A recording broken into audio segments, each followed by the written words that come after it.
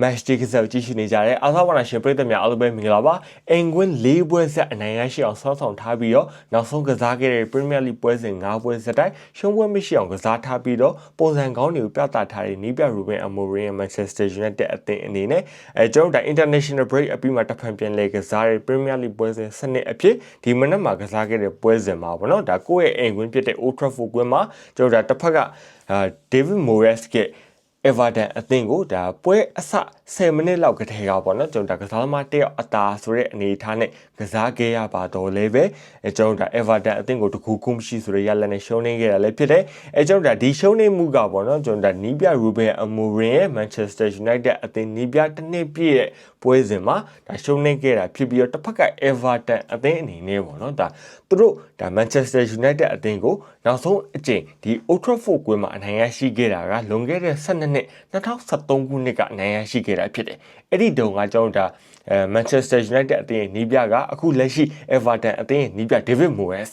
အဲ့တော့ကျွန်တော်ဒါ Sir Alex Ferguson ကဒါနီးပြဘွားကနေအနားယူသွားခဲ့ပြီးတော့ဒါ David Moyes က Manchester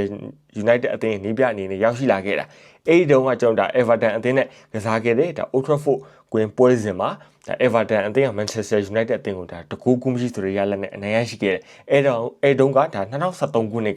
အဲ့ဒါကဒါ Everton အသင်းအတွက်ပေါ့နော်ဒါ Manchester United အသင်းကို Old Trafford ကွင်းမှာနောက်ဆုံးအနိုင်ရရှိခဲ့ခြင်းပဲဖြစ်တယ်ဆိုတော့2013ခုနှစ်ကအနိုင်ရရှိခဲ့ပြီးတော့အခု12နှစ်အကြာမှဒါ2025ခုနှစ်ကြာတော့မှာပေါ့နော်ဒါတဖန်ပြန်လည်ပြီးတော့ဒါ Manchester United အသင်းကိုဒီအင်ကွင်း Old Trafford ကွင်းမှာဒါတဖန်ပြန်လည်ပြီးတော့အနိုင်ရရှိခဲ့ခြင်းလည်းဖြစ်တယ်အဲ့ဒါအပြင်ပေါ့နော်ဒါကျွန်တော်ဒါပို့ပြီးတော့ထူးခြားတဲ့ဖြစ်စဉ်တစ်ခုရှိရဲ့အဲ့ဒါဘာလဲဆိုလို့ရှိရင်ကျတော့ခုနနီးပြ David Moyes အတွက်ပေါ့နော်ဒါသူ Premier League အသင်းတွေကိုဒါနီးပြအဖြစ်ကင်တွယ်ခဲ့တဲ့ကျွန်တော်ဒါအခု Everton, West Ham, Sunderland စတဲ့ဒီအသင်းတွေရဲ့ဒါနီးပြအဖြစ်ကင်တွယ်ခဲ့ပြီးတော့ဒါ Old Trafford ကွင်းကိုလာခဲ့တဲ့ပွဲစဉ်တိုင်းမှာ Old Trafford မှာကစားခဲ့တဲ့ပွဲစဉ်တိုင်းမှာဒါ Manchester United အသင်းကိုတခါမှမနိုင်ခဲ့ဘူးအဲ့ဒါကသူ့ရဲ့နီးပြတက်တန်းတစ်လျှောက်32ပွဲရှိခဲ့ပြီအခုဒီ Everton အသင်းရဲ့နီးပြအဖြစ်နဲ့ဒါကင်တွယ်ပြီးတော့ဒီ Old Trafford ကိုလာခဲ့တဲ့33ပွဲမြောက်ပွဲစဉ်ကြမှာဒါ Manchester United အသင်းကိုဒါအနိုင်ရရှိပြီးတော့ဒါ David Moyes အတွက်ဒါပထမအဦးဆုံးအကြိမ်ဒီ Old Trafford ကွင်းမှာဒါနိုင်ပွဲကိုရယူနိုင်ခဲ့တာလည်းဖြစ်တယ်ပေါ့နော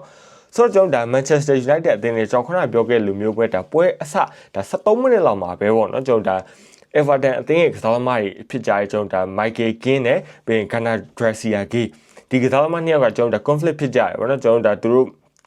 မင်းမာကင်ကတ်တာညံ့နေငါမာကင်ကတ်တာညံ့နေအဲ့လိုမျိုးဒါအငင်းခုန်နေဖြစ်ပြီးတော့ဒီ Ghana Gracia Gay ကဒါ Michael Keane ကိုပပိတ်ရိုက်လိုက်တာပပိတ်ရိုက်တဲ့ဟာကိုဖြစ်ချင်တော့အဲ့ဒီအဖြစ်ပြက်ကဒိုင်လူကြီးကွင်းလေဒိုင်လူကြီးအရှိတိတ်မှာဖြစ်သွားတယ်ကွင်းလေဒိုင်လူကြီးအဲ့အဖြစ်ပြက်ကိုမြင်တာနဲ့ဘာမှမပြောဘူးချက်ချင်းဓာတ်ရိုက်အနေနဲ့ထုတ်ပလိုက်တာ Gracia Gay ကိုထုတ်လိုက်တော့ပွဲချိန်အစ10မိနစ်မှာတင်ပဲပေါ့နော်ဒါ Manchester United အသင်းရဲ့ရုတ်တရက်ကြီးဒါ17ယောက်ကစားနေရကနေပြီးတော့ဒါ10ယောက်17ယောက်ဖြစ်သွားတယ်ရုတ်တရက်ကစားမတစ်ယောက်ကိုဒါအတာနဲ့ Manchester United အသင်းကစားခဲ့ရတယ်ဒါပေမဲ့လည်းကျွန်တော်ဒါပွဲအစကတည်းကပေါ့နော်ဒါ Manchester United အသင်းကဒါ structure ပျောက်နေခဲ့တယ်လို့ပဲဆိုမှဖြစ်ပြီးတော့ဒါကစားသမားတွေတယောက်နဲ့တယောက်ကြားမှာဒါ chemistry မမိဘူးတိုင်ပင်တွေအောက်နေပြီးတော့ကစားတာတော်တော်လေးကိုကြည့်ရအဆင်မပြေခဲ့ဘူးပေါ့နော်ကျွန်တော်တော့တော်တော်လေးအဆင်မပြေခဲ့ဘူးကစားသမားတွေရဲ့ဒါ pass တွေကလည်းဒါလိုရအောင်မရောက်ဘူးဒါများသွားတာနည်းသွားတာတက်တက်မရောက်ဘဲနဲ့ဒါဘေးထွက်သွားတာအဲ့လိုမျိုးတောက်လျှောက်ကြုံနေခဲ့ရပြီးတော့ကျွန်တော်ဒါတယောက်ရောနဲ့ကစားနေရတဲ့ Everton အသင်းကကျွန်တော်ဒါ29မိနစ်မှာပေါ့နော်ကျွန်တော်ဒါ29မိနစ်မှာ Everton အသင်းရဲ့ကွင်းလယ်ကစားသမား Jubilee Hall ကနေပြီးတော့ကျွန်တော်ဒါ Chelsea အသင်းကနေပြီးအငှားလာကစားနေတာပေါ့နော်အဲ့ဒီကစားသမားကကျွန်တော်ဒါတလုံးနဲ့တော့ရတဲ့အခွင့်အရေးအဲ့ဒီအခွင့်အရေးကကျွန်တော်ဒါ shot on target ပေါ့နော်ဒါ shot on target ဖြစ်သွားပြီးတော့ဒါ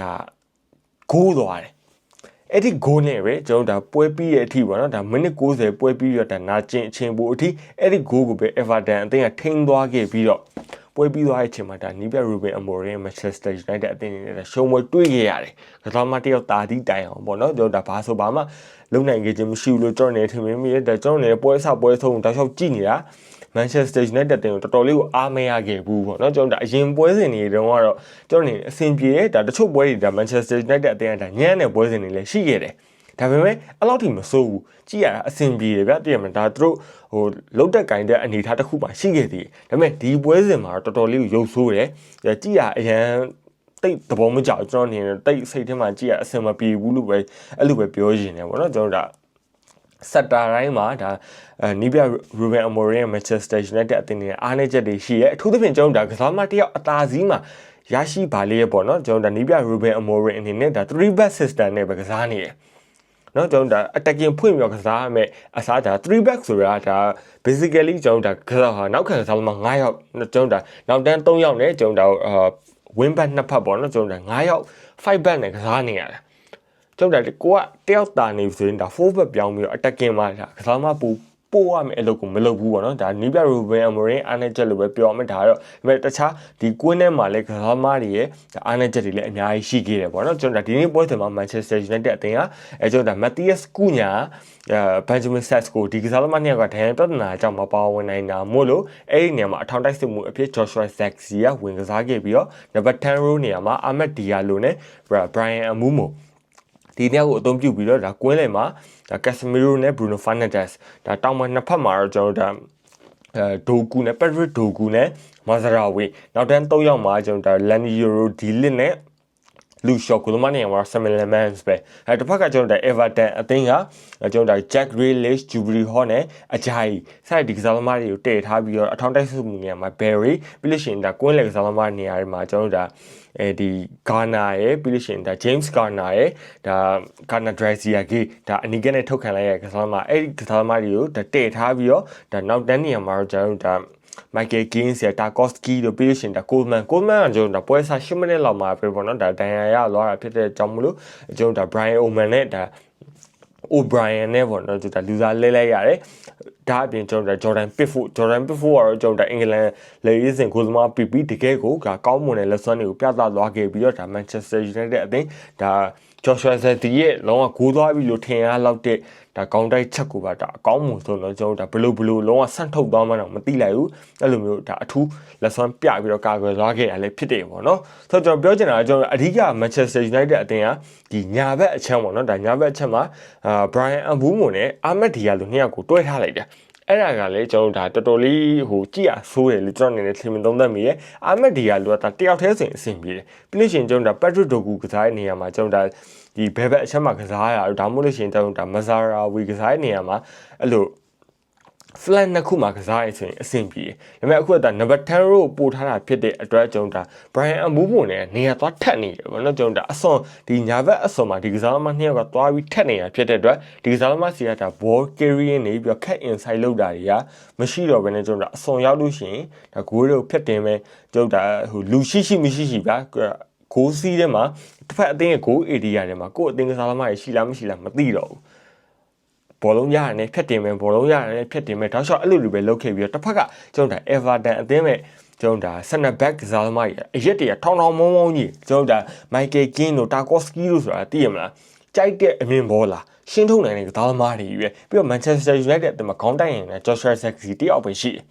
ဒါတော့မှဒါ Zirkzee ကခေါင်းတိုက်တာအရင်ပွဲတွေမှာအဲ့လောက်ထိကောင်းခဲ့တာမဟုတ်ဘူးဒီပွဲ Everton အသင်းနဲ့ပွဲစဉ်ကြမှာဒါ Joshua Zirkzee ရဲ့ခေါင်းတိုက်တဲ့အလုံးတွေတချို့အလုံးလေးတွေမစိုးဘူးလို့ဒါဆိုရမှာပေါ့နော်အရင်ပွဲစဉ်တွေမှာလည်းဒါ Joshua Zirkzee အနေနဲ့ခေါင်းတိုက်တတ်တဲ့ကစားသမားမဟုတ်ဘူးပြီးတော့သူတယောက်တည်းရှိရခေါင်းတိုက်တတ်တာကျန်တဲ့ကစားသမားတွေအကုန်လုံးပူလေးတွေကြီးပဲဒီမှာ Casemiro ဆိုရင်လည်းဒါလူစားလေးလိုက်တာဖြစ်တဲ့အတွက်ဒါပြီးလို့ရှိရင်ဒါ Harry Maguire လည်းမပါနိုင်ဘူးအဲ့နေရာမှာကျွန်တော်ဒါ Joshua Zirkzee တယောက်တည်းရှိတာကိုတော့မဟုတ်နော်ကျွန်တော်ဒါကိုကဘောလုံးရပြီဆိုလို့ရှိရင်ဒါဟိုမြေကြီးထဲမှာလှိမ့်ပြီးတော့ကစားမယ်မရှိဘူးလှမ်းတင်ပြီးနေတာလေဒါကျွန်တော်အနေငယ်